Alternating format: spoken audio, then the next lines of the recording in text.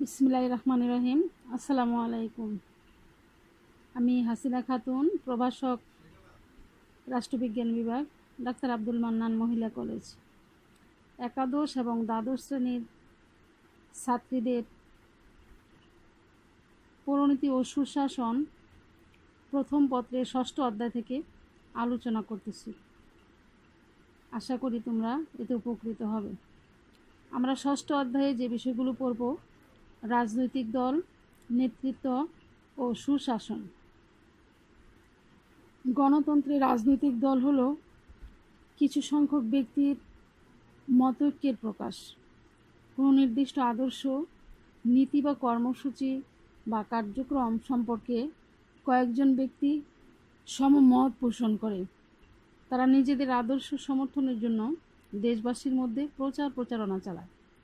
জনগণের কাছে গ্রহণযোগ্য হলে তারা ক্ষমতা দখলের উদ্দেশ্যে সংগঠিত হয়।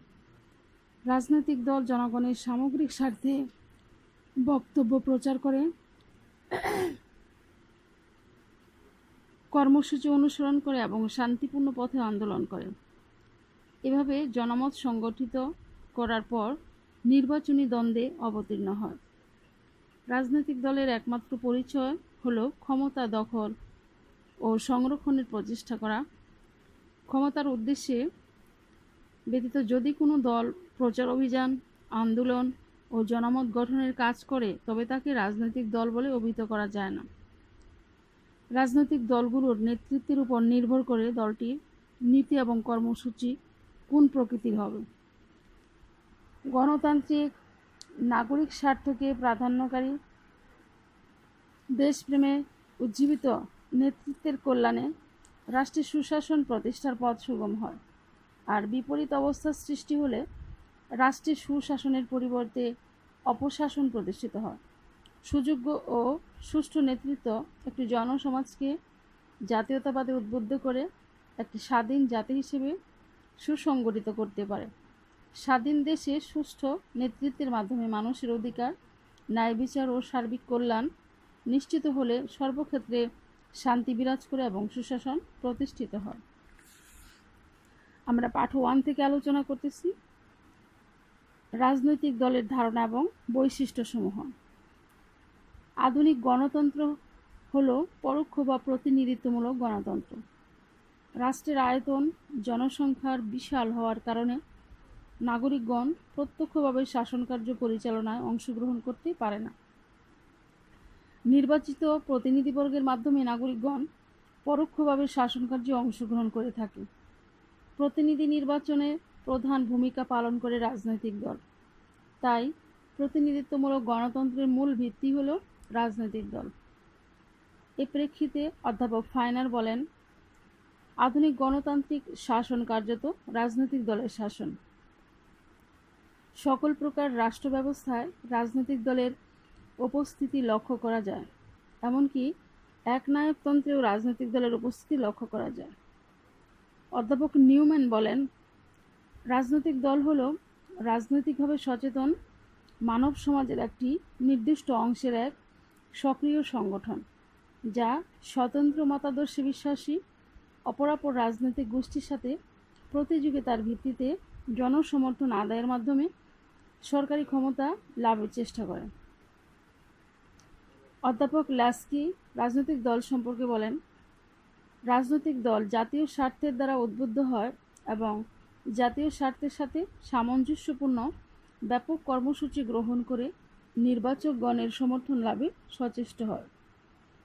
জে.এস. কোলম্যান বলেন, রাজনৈতিক দল হচ্ছে যখন কোনো জনগোষ্ঠী এককভাবে অথবা অনুরূপ সংঘের সাথে মিলিত হয়ে বা প্রতিদ্বন্দ্বিতা করে বর্তমান বা ভবিষ্যৎ সার্বভৌম রাষ্ট্রের সরকারি নীতি ও কর্মচারীদের উপর আইনগত কর্তৃত্ব স্থাপন বা সংরক্ষণের জন্য স্পষ্ট ও বিঘোষিত উদ্দেশ্যে সংগঠিত হয়, তখন তাকে অথবা ওই জনসমষ্টিকে রাজনৈতিক দল নামে অভিহিত করা যায়। অধ্যাপক ম্যাকাইভারের মতে রাজনৈতিক দল কোনো নীতি বা আদর্শের সমর্থনে সংগঠিত সংঘবিশেষ, যা নিয়মতান্ত্রিক উপায়ে সরকার গঠনের চেষ্টা করে। এডমন্ড বার্কের মতে রাজনৈতিক দলের সংজ্ঞা দিতে গিয়ে তিনি বলেন, রাজনৈতিক দল এমন এক সংগঠিত জনগোষ্ঠী যারা একটি নির্দিষ্ট স্বীকৃত নীতির ভিত্তিতে যৌথ প্রচেষ্টার মাধ্যমে জাতীয় স্বার্থ সংরক্ষণে সচেষ্ট হয়। আমরা এখানে 3-4টা সংজ্ঞা নিজেরা মুখস্থ করার চেষ্টা করব। গ্যাটেলের মতে রাজনৈতিক দল বলতে মোটামুটি সংগঠিত এমন একটি নাগরিক সম্প্রদায়কে বোঝায় যারা একটি রাজনৈতিক সংস্থা হিসেবে কাজ করে এবং যারা তাদের ভোটদান ক্ষমতা দ্বারা সরকারকে নিয়ন্ত্রণ এবং সরকার নীতিগুলোকে কার্যকর করার সচেষ্ট হয়। উপরের সংজ্ঞাগুলো বিশ্লেষণ করে আমরা কথা বলতে পারি যে রাজনৈতিক দল বলতে এমন একটি জনসংগঠনকে বোঝায় যার সদস্যগণ কতগুলি সুনির্দিষ্ট নীতির ভিত্তিতে সংগঠিত হয়, রাষ্ট্রের সমস্যা সম্পর্কে ঐক্যমত পোষণ করে এবং নিয়মতান্ত্রিক উপায়ে ক্ষমতা দখলের মাধ্যমে গৃহীত কর্মসূচি বাস্তবায়ন করতে প্রয়াসী হয়। সাধারণভাবে রাজনৈতিক দল অর্থনৈতিক কার্যক্রমের উপর ভিত্তি করে রাজনৈতিক দল গড়ে ওঠে। আবার কখনো এটি ধর্ম, জাতীয়তা, সরকার ব্যবস্থা, শ্রেণী স্বার্থ প্রভৃতির উপর ভিত্তি করে প্রতিষ্ঠিত হয়। আবেগ ও বিশ্বাস রাজনৈতিক দলের বিকাশ এবং উন্নয়নে বিশেষভাবে সহায়তা করে। রাজনৈতিক দলের মূল লক্ষ্য থাকে ক্ষমতায় গিয়ে দলের নীতি ও আদর্শ অনুযায়ী দেশ পরিচালনা এবং নির্বাচনী ইশতেহার বাস্তবায়ন করা। রাজনৈতিক দল ধর্ম, বর্ণ, নারী, পুরুষ শ্রেণী নির্বিশেষে সকলের স্বার্থে কাজ করে।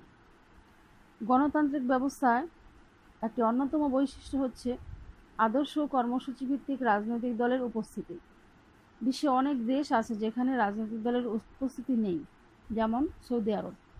আবার এমনও দেশ আছে যেখানে গণতান্ত্রিক ব্যবস্থা বিদ্যমান কিন্তু রাজনৈতিক দল নেই, যেমন নাইরু, টুভালু। আয়তন ও জনসংখ্যা কম বলে এটি সম্ভব হয়েছে। কোনো কোনো দেশে একের অধিক রাজনৈতিক দল গঠনের অধিকার আইনগতভাবে নিষিদ্ধ, যেমন চীন, কিউবা, ভিয়েতনাম। যেসব রাষ্ট্র ব্যবস্থায় সমাজতন্ত্র বিদ্যমান সেসব রাষ্ট্র ব্যবস্থায় একটি রাজনৈতিক দলকে স্বীকার করা হয়, অন্য কারো রাজনৈতিক দল গঠন করার অধিকার থাকে না। কোনো কোনো দেশে 2টি দল প্রধান রাজনৈতিক দল হিসেবে ভূমিকা পালন করে, যেমন ব্রিটেন, যুক্তরাষ্ট্র, কানাডা। তবে 2-এর অধিক রাজনৈতিক দলের উপস্থিতি দেশের বিশ্বে সবচেয়ে বেশি দেখা যায়, যেমন বাংলাদেশ, ভারত, তুরস্ক, Germany, Denmark, Australia, Brazil, Indonesia, Ireland, Italy, Japan, Mexico, Netherland, New Zealand, Norway, Portugal, Spain ও সুইডেন ইত্যাদি। গণতন্ত্রের সাথে রাজনৈতিক দলের সম্পর্ক ঘনিষ্ঠ হলেও রাজনৈতিক দলের ইতিহাস গণতন্ত্রের মতো এত প্রাচীন নয়। সুসংগঠিত রাজনৈতিক দল প্রথম গড়ে ওঠে মার্কিন যুক্তরাষ্ট্রে। ডেমোক্রেটিক পার্টি হল পৃথিবীর সবচেয়ে পুরনো রাজনৈতিক দল। ব্রিটেনের প্রধান 3টি রাজনৈতিক দল হল কনজারভেটিভ পার্টি, লেবার পার্টি এবং লিবারেল ডেমোক্রেটিক পার্টি। ব্রিটেন ও উত্তর আয়ারল্যান্ডে নথিভুক্ত রাজনৈতিক দলের সংখ্যা হচ্ছে 492টি। কনজারভেটিভ পার্টি 1834 সালে এবং লেবার পার্টি 1900 সালে গড়ে উঠেছিল। পাক ভারত উপমহাদেশের প্রথম রাজনৈতিক দল গঠিত হয় 1885 সালে। দলটি ছিল ভারতীয় জাতীয় কংগ্রেস এবং 1906 সালে গড়ে ওঠে মুসলিম লীগ।